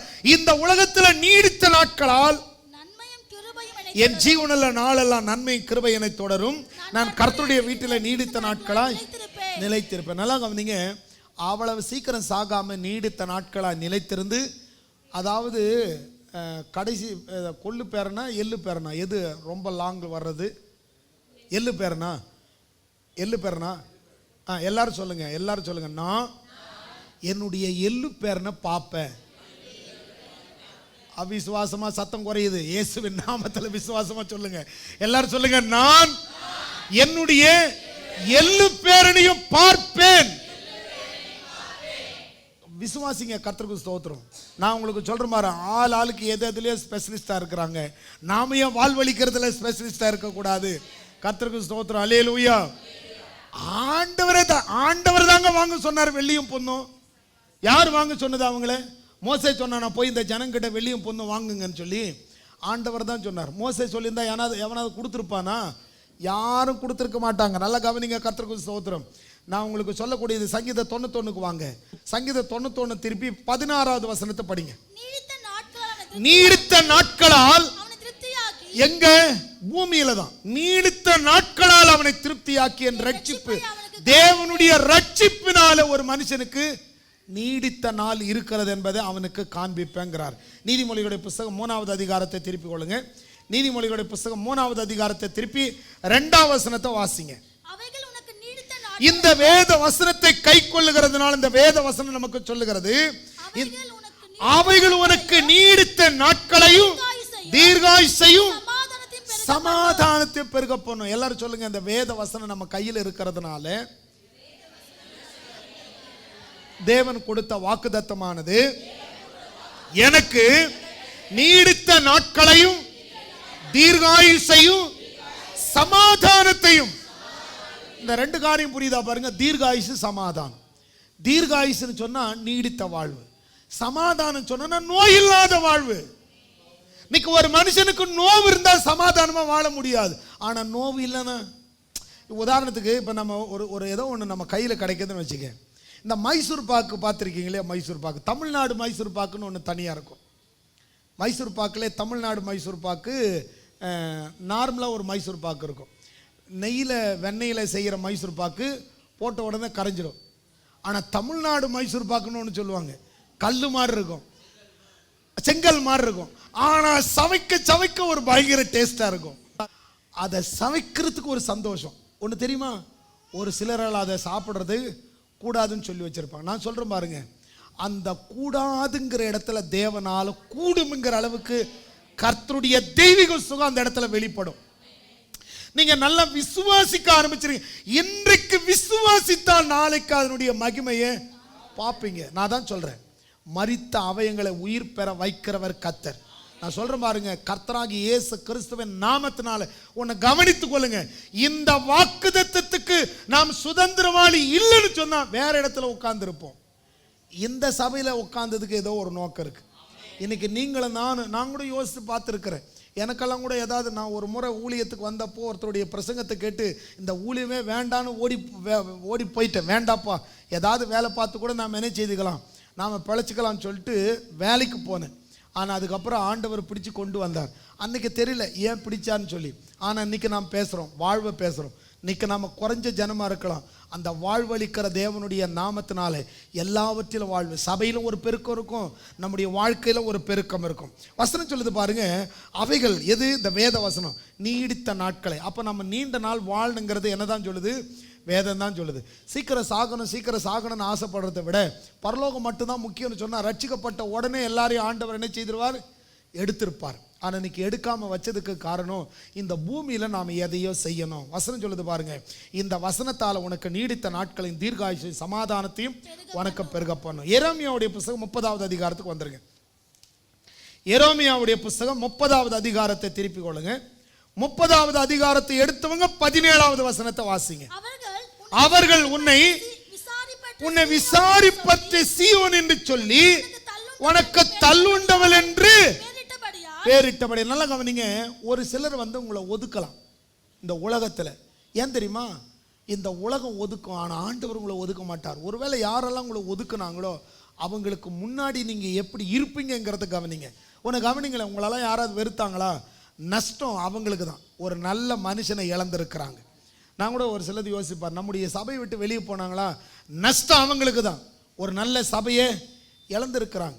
எல்லாரும் கவனிங்க, எரேமியாவுடைய புஸ்தகம் 30வது அதிகாரம் 17வது வசனம். உன்னை விசாரிப்பற்ற சீயோன் என்று சொல்லி உனக்கு தள்ளுண்டவள் என்று பெயரிட்டபடியால் நான் உனக்கு ஆரோக்கியம் வரப்பண்ணி உன் காயங்களை ஆற்றுவேன் என்று. அப்ப அவர் சொல்றாரு, உன்னை ஒதுக்கிட்டாங்களா? உன் காயத்தை நான் ஆற்றுவேன். என்ன காயம்? ஒதுக்கிட்டாங்கன்ற காயத்தை ஆற்றி, நீ தனியாளுங்கிற காயத்தை ஆற்றி நான் உன்னை தேற்றும் பொழுது, உன்னை சுற்றி ஒரு பெரிய கூட்டத்தை நான் ஏற்படுத்தும் பொழுது, விலகி போனவர்கள் நாம செய்தது எவ்வளவு தவறுன்றது உணரும்படி அப்படிப்பட்ட உயர்வை நான் கொடுப்பேன். இன்னைக்கு சொல்றேன் பாருங்க, உங்களை தள்ளுண்டவள், உங்களை ஒதுக்கிட்டாங்க, உங்ககிட்ட பணம் இல்லை, உங்ககிட்ட பொருள் இல்லை, விலகிட்டாங்களா? என்ன இல்லைன்னு விலகினாங்களோ அது உங்ககிட்ட அதிகமா சேரும். இயேசுவின் நாமத்தினால எது இல்லைன்னு சொன்னாங்களோ, எதை நினைச்சு வருத்தப்பட்டியோ அது உன் தேவைக்கு அதிகமா சேரும். ஏன்னா கொடுக்கிறவர் கர்த்தர். அதான் சொன்னார், யார் உன்னை தள்ளுண்டவள்னு ஒதுக்குனாங்களோ அந்த இடத்துல உனக்கு ஆரோக்கியம் பண்ணி, எது இல்லையோ அதில் ஒரு ஆரோக்கியம், எது குறைவோ அதில் ஒரு நிறைவை கொடுத்து நான் உனக்கு ஆரோக்கியம் வரப்பண்ணி உன் காயங்களை ஆற்றுவேன் என்று கர்த்தர் சொல்றார். அவ்வளவு சீக்கிரம் நீ என்ன செய்ய போறதில்ல? மரிக்க போகிறதில்ல. மல்கியாவுடைய புஸ்தகம் 4வது அதிகாரத்துக்கு வந்துருங்க. மல்கியாவுடைய புஸ்தகம், மல்கியா புஸ்தகம் 4வது அதிகாரத்தை திருப்பிக் கொள்ளுங்க. மல்கியா 4வது அதிகாரத்தில் 2வது வசனம் பாருங்க. ஆனாலும் என் நாமத்துக்கு பயந்திருக்கிற உங்கள் மேல் நீரின் சூரியன் உதிக்கும், அதன் செட்டைகளின் கீழ் ஆரோக்கியம் இருக்கும். அதன் இங்க வசனம் சொல்லுது பாரு, அதன் கீழ் என்ன இருக்கும்? எல்லாரும் சொல்லுங்க, அதன் கீழ் என்ன இருக்கும்? ஆரோக்கியம் இருக்கும். நீங்க வெளியில எப்படி போவீங்க?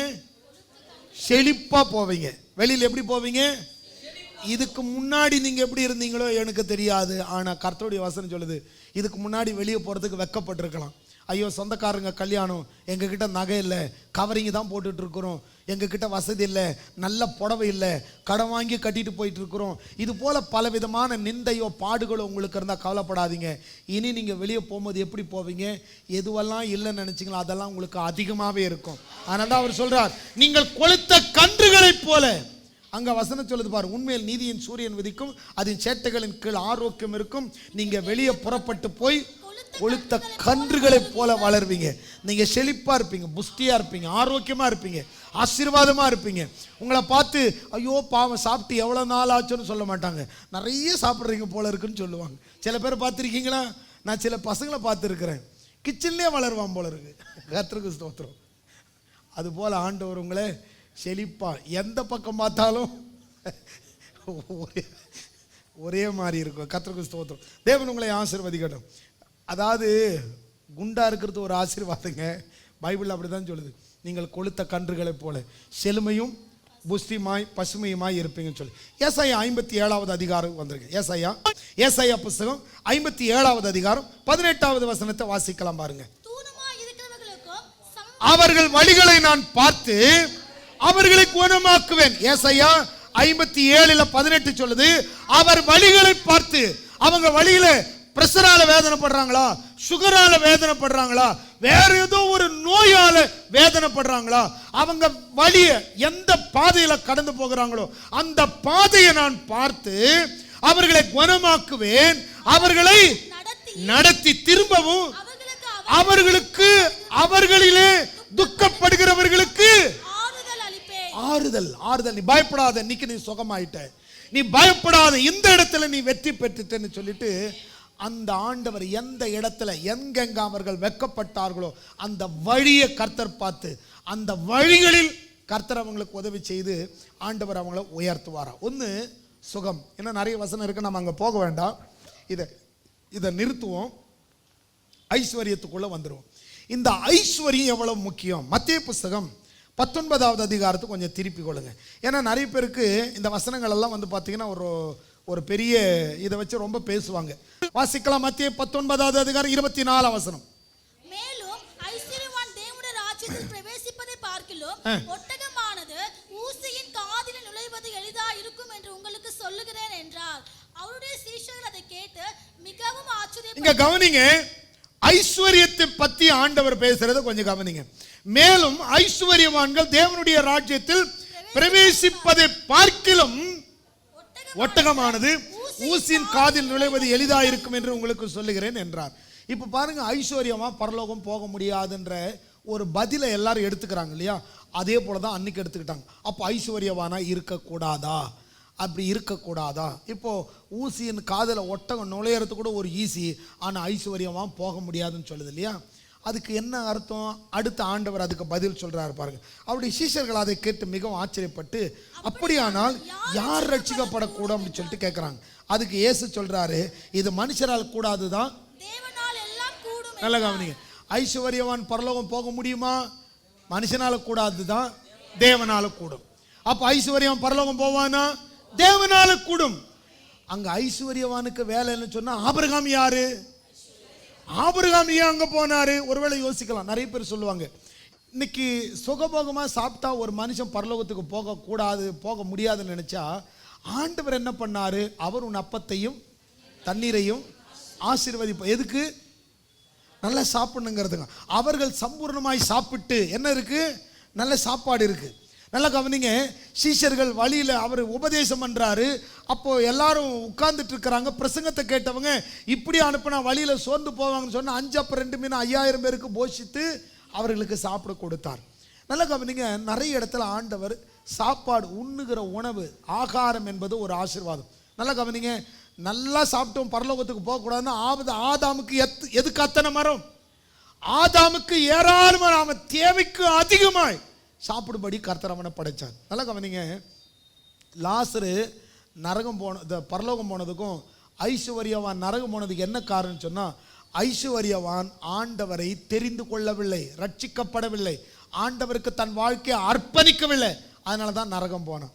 அவன் அதாவது அவன் லாசரு தரித்திரமாக வாழ்ந்தாங்கன்னா பைபிளில் வசனம் என்ன சொல்லுது, நீ மேஜிக்கு கீழே விழுறத பொதுக்க வேண்டாம், உன்னை மேஜிக்கு மேலே உட்கார வச்சு உன் சத்துருக்களுக்கு முன்பாக உனக்கு ஒரு பந்தியை ஆயத்தப்படுத்தி உன் தலையை எண்ணெயால் அபிஷேகம் பண்ணி உன் பாத்திரம் நிரம்பி வழியும்படி அப்படிதான் ஆசீர்வாதம் சொல்லப்பட்டிருக்கு.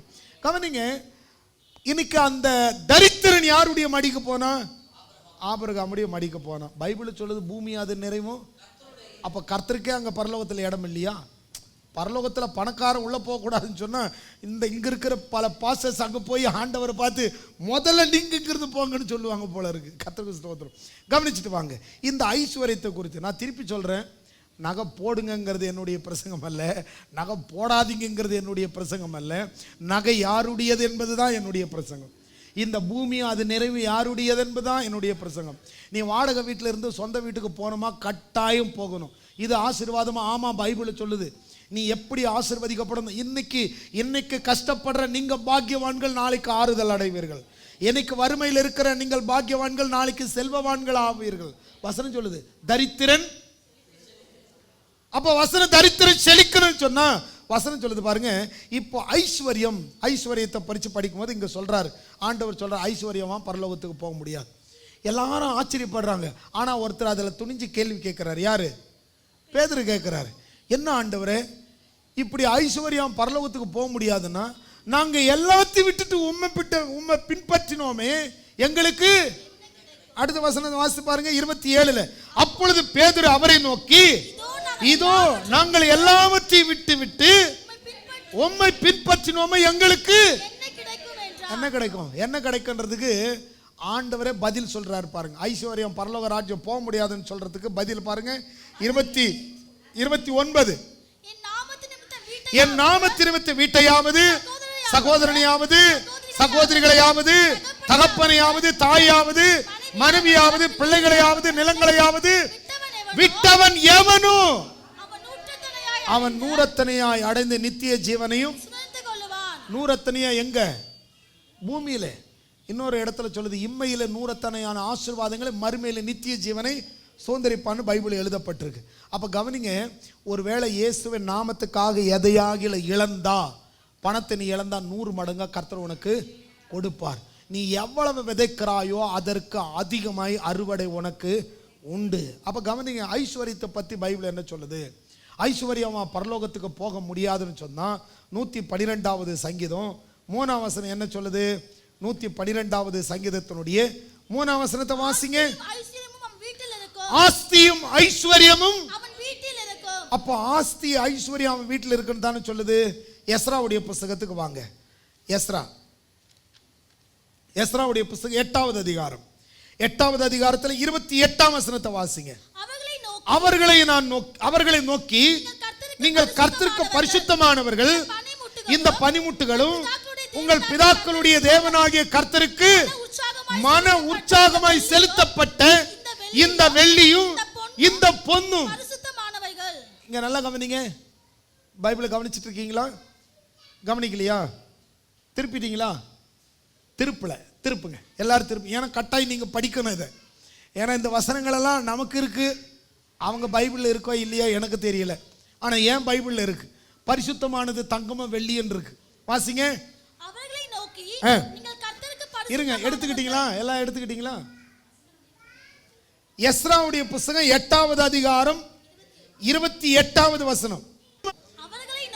அவர்களை நோக்கி நீங்கள் கர்த்தருக்கு பரிசுத்தமானவர்கள். எல்லாரும் சொல்லுங்க, நீங்கள் கர்த்தருக்கு பரிசுத்தமானவர்கள். எல்லாரும் சொல்லுங்க, நாங்கள் கர்த்தருக்கு பரிசுத்தமானவர்கள். அப்ப கர்த்தருக்கு பரிசுத்தமானவர்கள் கர்த்தருக்கு என்ன கொடுத்தாங்க? இப்ப படிங்க. இந்த பனிமுட்டுகளும் உங்கள் பிதாக்களுடைய தேவனாகிய கர்த்தருக்கு மன உற்சாகமாய் செலுத்தப்பட்ட இந்த வெள்ளியும் இந்த பொன்னும் பரிசுத்த மானவைகள். இந்த வெள்ளி என்னது? பொன்னு என்னது? யாருக்கு? கர்த்தருக்கு ஸ்தோத்திரம். ஆண்டவர் உங்களை ஆசீர்வதிக்கட்டும். நீங்கள் கர்த்தருக்கு பரிசுத்தவான்கள். அங்க பைபிள் அப்படிதான் சொல்லப்பட்டிருக்கு. நீங்கள் வேதத்தில் படிக்கிறோம், நீங்கள் கர்த்தருக்கு பரிசுத்தமானவர்கள். இந்த பரிசுத்தமானவர்கள் கொண்டு வந்து கர்த்தருக்கு செலுத்துற வெள்ளியும் பொன்னும் பைபிள் அப்படிதாங்க இருக்கு, அப்படிதான் இருக்கு. இன்னும் நீங்க யோபுடைய புஸ்தகத்துக்கு வந்துருக்கு. எல்லாரும் திருப்பங்க பார்க்கலாம். யோபு, எஸ்ரா, நெகோமியா, யோபு. யோபுக்கு வந்துட்டீங்களா? 22வது அதிகாரம். எல்லாரும் திருப்புங்க. யோபுடைய புஸ்தகம் 22வது அதிகாரம். தங்கம் வேண்டாம் வேண்டாங்கிறவங்க எல்லாம் கொஞ்சம் படிங்க. ஒருவேளை நம்ம மேல கோவப்பட்டாலும் வசனத்தை என்ன இருக்கோ பார்த்து பிடிச்சிக்கங்க. யோபு 22வது அதிகாரத்தை திருப்பிங்க. 25வது வசனத்தை வாசிங்க. அப்பொழுது சர்வ வல்லவர் தாமே, அப்பொழுது சர்வ வல்லவர் தாமே உமக்கு பசும் பொன்னும் உமக்கு சொக்க வெள்ளியுமாய் இருப்பார். நல்லா கவனிங்க. இந்த வசனத்தை பார்த்த உடனே அவர் அப்படி இருப்பாருங்க, பொன்னா இருப்பாருங்க, வெள்ளியா இருப்பாருங்கன்னு போயிடாதீங்க. அவர் பொன்னா இருந்து உனக்கு பொண்ணை கொடுப்பார், சுத்த வெள்ளியா இருந்து உனக்கு வெள்ளிய கொடுப்பார். நல்லா கவனிங்க. ஏன் அதை ஒப்பிட்டு சொல்லப்பட்டிருக்குன்னா, பூமியில அவைகள் உயர்ந்தவைகள். நீங்க நல்லா கவனிப்பாருங்க. ஒரு மனுஷன் ஆசீர்வதிக்கப்பட்டான் என்பதை எதை வச்சு நிர்ணயம் பண்றாங்க? உங்களுக்கு தெரியுமா? உலகத்துல பணக்காரர் ஆகிறதுக்கு சில வழி இருக்கு. நீங்க சீக்கிரமா பணக்காரர் ஆகணும்னா பணத்தை சேர்க்காதீங்க. பணத்தை சேர்த்தா என்ன பண்ண முடியாது? இப்போ 2000 ரூபாய் கட்டா நீ சேர்த்து வச்சிருந்தா ஒரு நாளைக்கு ஆள் வந்து 2000 ரூபாய் செல்லாதுன்றுவாங்க. 500 பதுக்கணும்னு சொன்னா 500 ரூபாய் செல்லாதுன்னு சொல்லிடுவாங்க. அதனால பணக்காரர்கள் செய்கிற பணத்துக்கு அவங்க செய்கிற காரியம் என்ன தெரியுமா? அவங்க ரூபாவை சேர்க்க மாட்டாங்க. அவங்களுக்கு காசு எப்போ கிடைச்சாலும் தங்கமாக சேர்த்துருவாங்க. தங்கமாக வந்து காயினாக வாங்கி சேர்த்துருவாங்க. கம்மல், ஜிமிக்கி, ஒட்டியானம் இந்த மாதிரி போய் வாங்க மாட்டாங்க. தங்க காயின். இந்த காயின் வந்து இன்னும் சில பேர் இருக்கிறாங்க. பணம் கிடைச்சதுன்னா பேங்க்கில் போய் கோல்டு பத்திரம் தெரியுமா? தெரியுங்களா? தெரிலன்னா தெரிஞ்சுக்குங்க. எல்லா நேஷனலைஸ் பேங்க்லேயும் இருக்கும். இந்தியன் பேங்க்கு, கனரா பேங்க்குன்னு சொல்லி எல்லா பேங்க்லேயும் கோல்டு பத்திரம் இருக்கும். 10,000 ரூபாய் இருக்கா? 10,000 ரூபாய்க்கு என்ன பத்திரம் வருமோ வாங்கி வச்சுங்க. உசிலம்பட்டியில் ஒரு அம்மா ரீசெண்டாக இறந்து போனாங்க. ராஜன் பிரதர் அவங்களுடைய சொந்தக்காருங்க. அந்த அம்மா இறந்து போனப்போ அவங்க வீட்டுக்கு போயிருந்து அவங்க வீட்டில் பார்த்தீங்கன்னு சொன்னால் அவங்களுக்கு 4 பிள்ளைங்க. அவங்க வீட்டில் ஒரு பெட்டி வச்சுருந்தாங்க, பீரோவுக்கு மேலே ஒரு பெட்டி. அந்த அம்மா இறந்ததுக்கப்புறம் அந்த பெட்டி அந்த அந்த சூட்கேஸை உடச்சி எடுத்தால் உள்ளே இருந்த பத்திரம், அந்த பத்திரத்தை எப்போ 1970, 88, 90 வாங்கியிருக்கிறாங்க. அந்த பத்திரத்தெல்லாம் கொண்டு போய் கொடுத்து ஒவ்வொரு 4 பேருக்கும் ஆளுக்கு 42 லட்சமோ 45 4 பேருக்கும் அவ்வளவு பணம் வந்தது. எது? அந்த அம்மா சேமித்து வச்ச அந்த கோல்டு பத்திரம். இந்த கோல்டு பத்திரம், இந்த தங்கம் வந்து ஒரு நாள் என்ன செய்யாது? வேல்யூ குறையாது. எப்படி எடுத்துக்கிறீங்களோ. என்னை பொறுத்தவரை ஏசப்பா பிள்ளைங்க நல்லா தான் இருக்கணும். என்னை பொறுத்தவரை, ஏன்னா ஆண்டவரை தான் சொன்ன, என் ஜனங்கள் நான் அளிக்க நன்மையினால் திருப்தி ஆவார்கள். ஒரு கிறிஸ்தவன் யாருக்கிட்டையும் கை நீட்டின அவசியம் கிடையாது. அவன் கையை பரத்துக்கு நேராக உயர்த்தினா போதும். என்னை பொறுத்தவரையில் எனக்கு தெரிஞ்ச ஒரு சத்தியம், ஏசப்பாவுடைய பிள்ளைங்க நல்லா தான் இருக்கணும். புறஜாதியா நல்லா இருக்கணுன்ற அவசியம் கிடையாது. ஒரு மனுஷனுக்கு அவனுக்கு லட்சுமி கொடுத்ததோ சரஸ்வதி கொடுத்ததோ எனக்கு தெரியாது. ஆனால் எனக்கு தெரியும், என் ஆண்டவர் அதை விட அதிகமாக கொடுப்பார். அதனால் கவனித்துக் கொள்ளுங்க. ஆகாயுடைய புஸ்தகம் 2வது அதிகாரத்துக்கு வந்துட்டீங்களா? 8ஆம் வசனத்தை படிங்க. வெள்ளியும் என்னுடையது, பொன்னும் என்னுடையது என்று சேனைகளின் கர்த்தர் சொல்லுகிறார். அப்ப வெள்ளியும் பொண்ணு யாருது? ஆண்டவருடையது. அதுக்கப்புறம் எஸ்தருடைய புஸ்தகத்துக்கு வாங்க. எஸ்தர் 6வது அதிகாரத்துக்கு வந்திருக்கு. எஸ்தர் புஸ்தகம் 6வது அதிகாரம். 6வது அதிகாரத்தில் 9ஆம் வசனத்திலிருந்து படிங்க. 6வது அதிகாரத்தில் 9லிருந்து படிங்க. அந்த வஸ்திரமும் குதிரையும் ராஜாவுடைய பிரதான பிரபுக்களில் ஒருவனுடைய கையில் கொடுக்கப்பட வேண்டும். ராஜா கனப்பண்ண விரும்புகிற மனுஷனை இங்க கவனிங்க. ராஜா கனம் பண்ண விரும்புகிற மனுஷனுக்கு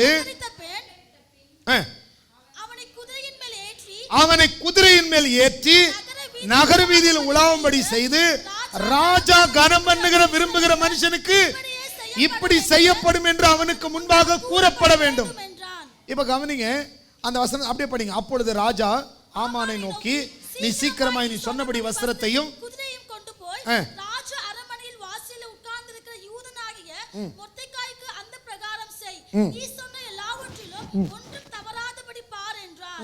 அப்படியே அப்படியே ஆமான் வஸ்திரத்தையும் குதிரையையும் கொண்டு போய் மொர்தெகாயை அலங்கரித்து, கவனிங்க, ராஜா கனம் பண்ண விரும்பினா அந்த ராஜா அந்த மனுஷனை எப்படி கனம் பண்ணுவான்? ஒரு ராஜா ஒருத்தரை கனம் பண்றாங்க, எப்படி கனம் பண்ணுவாங்க? இப்போ உதாரணத்துக்கு ஒரு அரசாங்கம் ஒரு படிக்கிற பிள்ளையை கௌரவப்படுத்துது. அந்த படிக்கிற பிள்ளையை கௌரவப்படுத்துவதற்கு என்ன கொடுக்குறாங்க? வெள்ளி பதக்கம், தங்கப்பதக்கம். நல்லா கவனிச்சு பாருங்க. ஒரு மனுஷனுக்கு மெடலை எதில் கொடுக்குறாங்க? வெள்ளியில கொடுக்குறாங்க. இன்னும் அவன் அதிகமா சாதிச்சான்னா அவனுக்கு என்ன கொடுக்குறாங்க? தங்கத்தில் கொடுக்குறாங்க.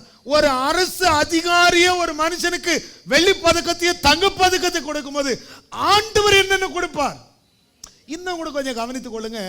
இந்த ராஜா ஒரு மனுஷனை கனம் பண்ண என்ன பண்றாங்க? ஒரு குதிரை ஒரு ரதத்தை கொண்டு வராங்க. அதில் அவனை ஏற்றுறாங்க. அவனுக்கு என்ன கொடுப்பாங்க? நல்ல வஸ்திரம் கொடுப்பாங்க. அடுத்து பொற்கிரீடம், பொன்னாலான செயினுங்க. அவனுக்கு ஒரு ராஜா, உலகத்தில் ஒரு ராஜாவுடைய ஒரு மன்னர்னா எப்படிங்க இருப்பாரு? உலகத்தில் ஒரு சினிமாவில் பார்க்குறோம், மன்னர் என்ன பண்ணுவார்? செயினை கழட்டி ஏழைக்கு கொடுக்குறாரா இல்லையா? அப்போ அவர் உலகத்தின் மன்னரே அப்படி இருக்கிறார்னா கர்த்தரால் ஆசீர்வதிக்கப்பட்ட மன்னர் எப்படி இருப்பாரு? அப்ப கவனிச்சு கொள்ளுங்க.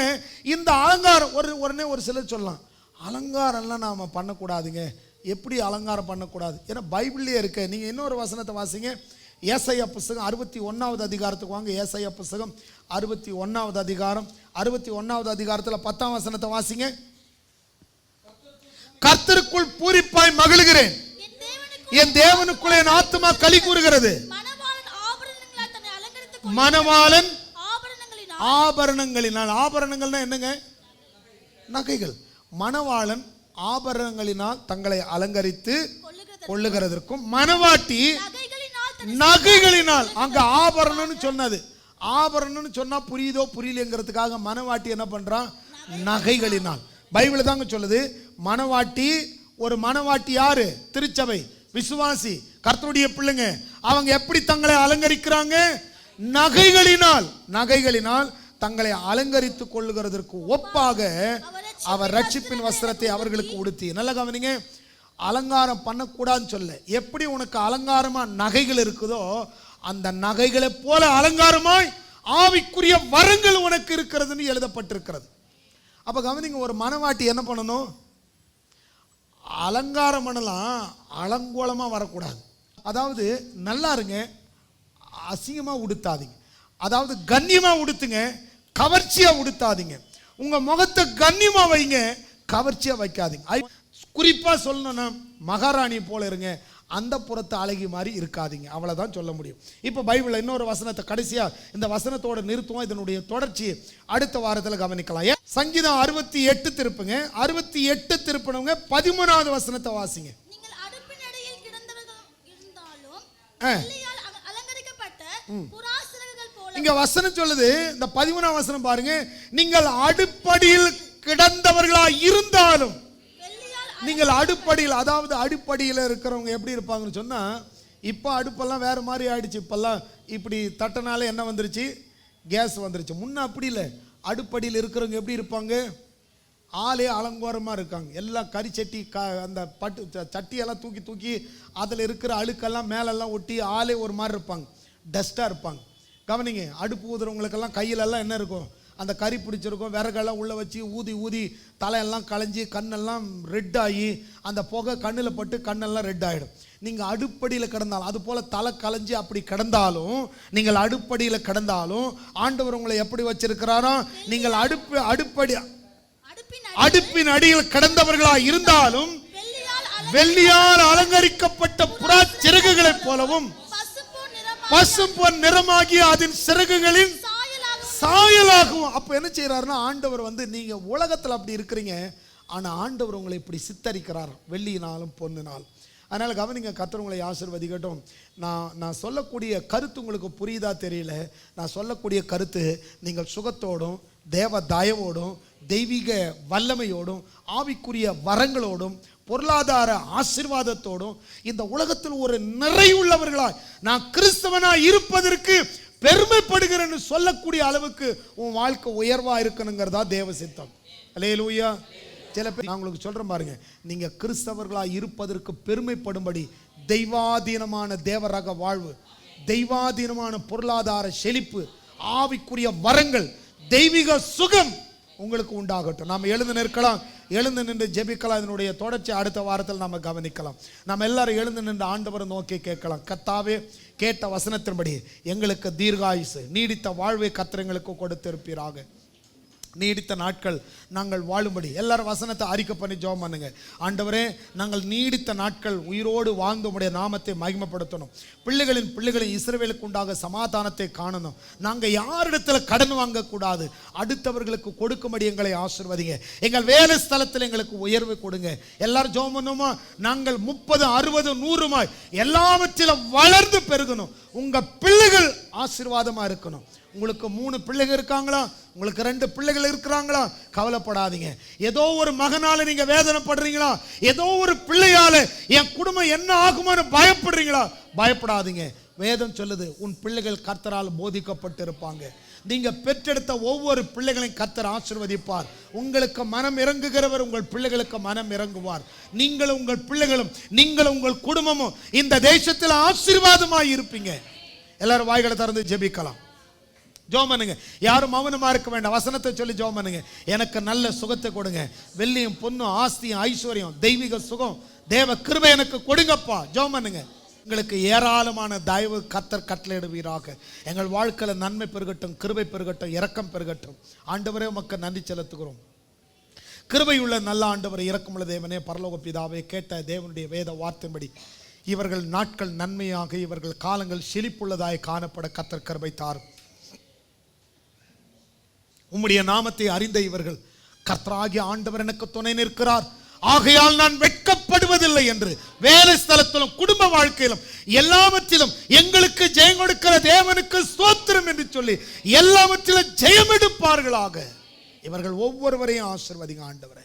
எந்த இடத்துல வெட்கப்பட்டார்களோ அதே இடத்துல இவர்கள் தலைகளை கர்த்தர் நிமிர பண்ணுவீராக. இவர்களை உயர்ந்த அடைக்கலத்தில் வைப்பீராக. இவர்களும் இவர்கள் பிள்ளைகளும் ஆசீர்வாதமாக இருக்கட்டும். சகோதரர்கள் அவர்கள் மனைவி பிள்ளைகளோடு, சகோதரிகள் அவர்கள் கணவர் பிள்ளைகளோடு, இவர்கள் எல்லாரும் குடும்பமாய் தேவ தயவினால் வாழ்ந்திருப்பார்களாக. பெற்றோருக்கு இவர்கள் கொடுக்கிறவர்களாய், உதார குணமுள்ளவர்களாய், சகோதர சகோதரிகளை தாங்குகிறவர்களாய், திருச்சபையை நேசிக்கிறவர்களாய், சபை கட்டுகிறவர்களாய் காணப்பட, இவர்கள் வாழ்க்கை ஆசீர்வதிக்கப்பட தேவன் கிருபை தருவீராக. தேவன் கிருபை தருவீராக. தேவன் உம்முடைய பிள்ளைகளை ஆசீர்வாதமாக நடத்துவீராக. கர்த்தாவே, உம்முடைய கரம் கூட இருக்கட்டும். வந்த ஒவ்வொருவரையும் வாழ்த்துவரும். இந்த சத்தத்தை கேட்கிற ஒவ்வொருவரும் தேவனுடைய ஆசீர்வாதத்தை காணட்டும். ஆசீர்வதிங்கப்பா, ஆசீர்வதிங்க. உடைய கரம் கூட இருக்கட்டும். இன்னும் இந்த இடத்தில் இருக்கிற ஒவ்வொரு பிள்ளைகளும் பல நாடுகளுக்கு கடந்து போய் இவர்களும் இவர்கள் பிள்ளைகளும் இவர்கள் சந்தோஷம், இவர்கள் சமாதானம், இவர்கள் எல்லாவற்றிலும் வாழ்ந்திருக்க கிருபைத்தார். இவர்கள் எல்லைகள் விஸ்தாரமாகட்டும் ஆண்டவரே. இந்த இடத்தில் இருக்கிற ஒவ்வொருவரையும், இந்த சத்தத்தை கேட்கிற ஒவ்வொருவரையும் பெருக பண்ணுவீராக. பொருளாதாரத்தில் பெருக்கம், ஆவிக்குரிய வாழ்க்கையில பெருக்கம் உண்டாகட்டும். வியாதிகள் மறையட்டும், பலவீனங்கள் மறையட்டும். எல்லா பலவீனத்தை எடுத்து போடும். இயேசுவின் நாமத்தினாலே இவர்களை ஆசீர்வாதமாய் வைப்பீராக. இவர்களை பார்த்து சொல்லுகிறோம், நீங்கள் கர்த்தருக்கு பரிசுத்தமானவர்கள். வானத்தை பூமியை படைத்த கர்த்தராலே நீங்கள் ஆசீர்வதிக்கப்பட்டவர்கள். கர்த்தர் உங்களோடு கூட இருக்கிறார். நீங்கள் விசேஷமானவர்கள் என்று வாழ்த்தி அனுப்புகிறோம். ஆசீர்வதிங்க, காத்துக்கொள்ளுங்க. கேட்டதை கேட்க மறந்த நன்மைகளால் உங்களுடைய பிள்ளைகள் வாழ்வை நிரப்பி ஆசீர்வதிங்க. கைகளின் பிரயாசத்தை ஆசீர்வதிங்க. குடும்ப வாழ்க்கையை ஆசீர்வதிங்க. சரீரத்தில் நல்ல சுகத்தை கொடுங்க. காத்துக்கொள்ள ஆளுகட்சியை ஆசீர்வதியும். எல்லா துதிகன மகிமை நமக்கு செலுத்துகிறோம். இயேசுவின் நாமத்தில் பிதாவே, ஆமேன்.